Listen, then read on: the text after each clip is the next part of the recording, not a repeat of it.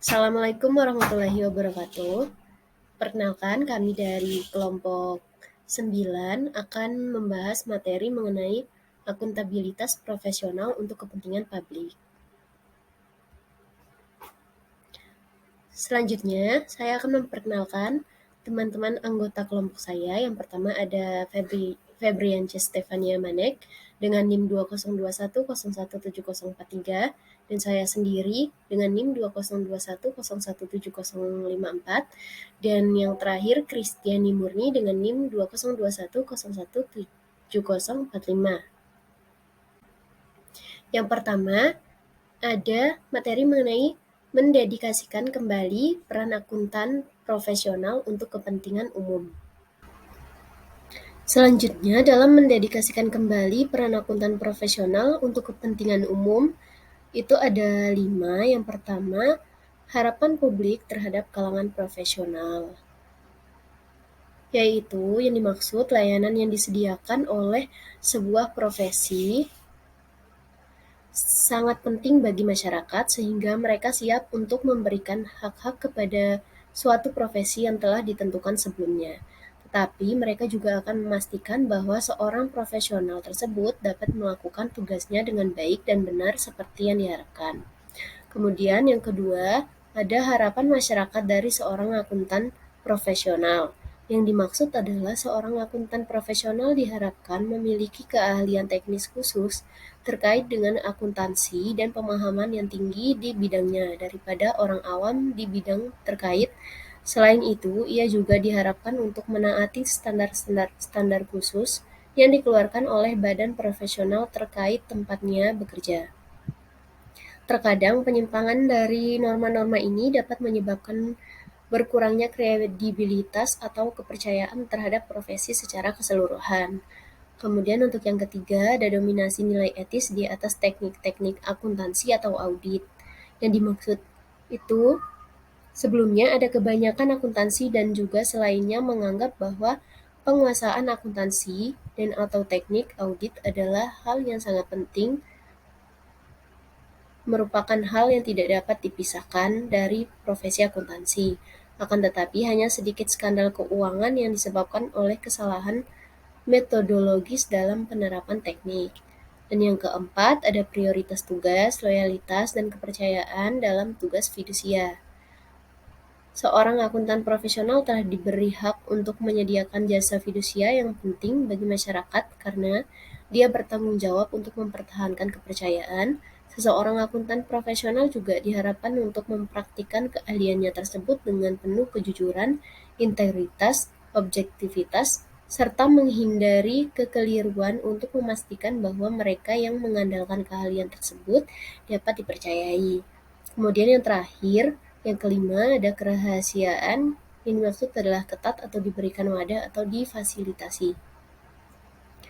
Pada revisi Kode Etik tahun 2005, IFAC, di mana terdapat konflik di antara prinsip-prinsip yang mendasar, yang dalam hal ini dapat terjadi antara kerahasiaan dan kepentingan publik. Kode etik diantaranya menyarankan bahwa akuntan profesional mempertimbangkan untuk mendapatkan nasihat profesional dari badan profesional yang relevan atau penasihat hukum, dan dengan demikian mendapat bimbingan tentang isu-isu etis tanpa melanggar kerahasiaan.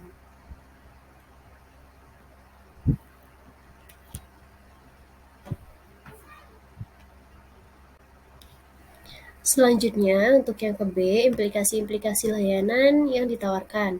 Yang pertama ada penjaminan dan jasa-jasa lain. Di sini peran akuntansi bisa berubah sesuai kebutuhan manajemen, misal dalam bidang perpajakan dan perencanaan keuangan. Kemudian yang kedua, ada peraturan independensi, SEC, dan IFAC. Ini bertujuan untuk menghindari situasi di mana penilaian independen yang harus digunakan oleh auditor agar dapat menilai dengan adil sesuai posisi yang diambil oleh klien audit ketika ada penyimpangan dari komitmen utamanya, yaitu melindungi kepentingan publik. Kemudian untuk yang ketiga, nilai tambah kritis oleh seorang akuntan profesional.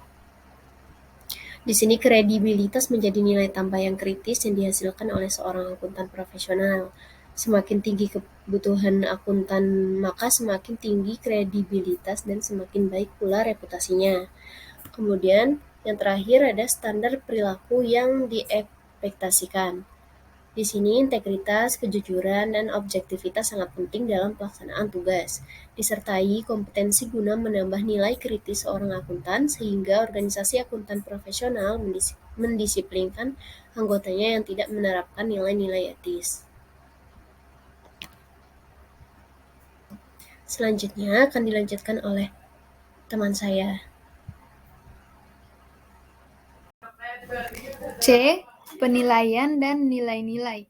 Dalam penilaian dan nilai-nilai itu terdiri dari beberapa hal, yaitu yang pertama, pentingnya pertambahan nilai seorang profesional mungkin berbuat salah dalam penilaiannya tentang potensi akibat dilema etika atau tentang keseriusan, akibatnya mereka yang harus menanggung konsekuensinya. Oleh karena itu, kredibilitas potensi ada pada nilai-nilai yang didukungnya, nilai-nilai etika pribadi dan profesional dari masing-masing anggota, dan kualitas penilaiannya yang digunakan. Yang kedua, pembentukan penilaian atau pertimbangan dan nilai-nilai di masa lalu. Metode trial dan error menjadi metode yang mapan, namun tidak bisa sepenuhnya digantikan oleh pelatihan yang terorganisasi sesuai dengan pengalaman pendidikan. Program pembelajaran dapat teratur dan saling berhubungan dengan isu-isu utama yang akan dihadapi, serta dapat memberikan saran yang etis dan praktis agar kedepannya terdapat pengembangan dari kedua metode tersebut. D. Prinsip-prinsip dan standar fundamental. Yang pertama, bertindak untuk kepentingan umum. Yang kedua, menjaga reputasi profesi dan melayani kepentingan umum. Yang ketiga, bekerja integritas, objektif, dan independen, kompetensi profesional, serta rahasia. Yang keempat, tindakan yang dikaitkan dengan informasi yang sesat. E. Kode etik profesional. Yang pertama, peraturan umum dan khusus. Akuntansi profesional diharapkan untuk menerapkan prinsip-prinsip fundamental dalam rangka melindungi kepentingan publik maupun kepentingan profesi dan anggota sendiri. Yang kedua, disiplin. Anggota harus mengetahui bagaimana dan kepada siapa laporan mengenai kekhawatiran ada penyimpangan perilaku harus disampaikan. Yang ketiga, interpretasi aturan.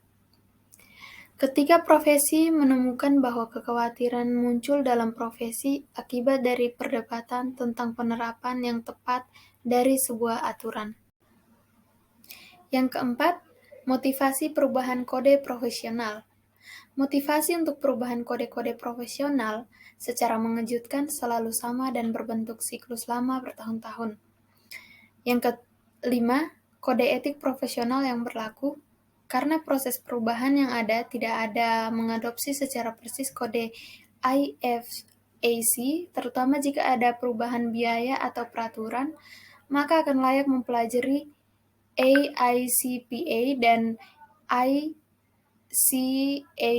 sebagai peraturan yang sesuai. Yang keenam, perbandingan kode profesi internasional.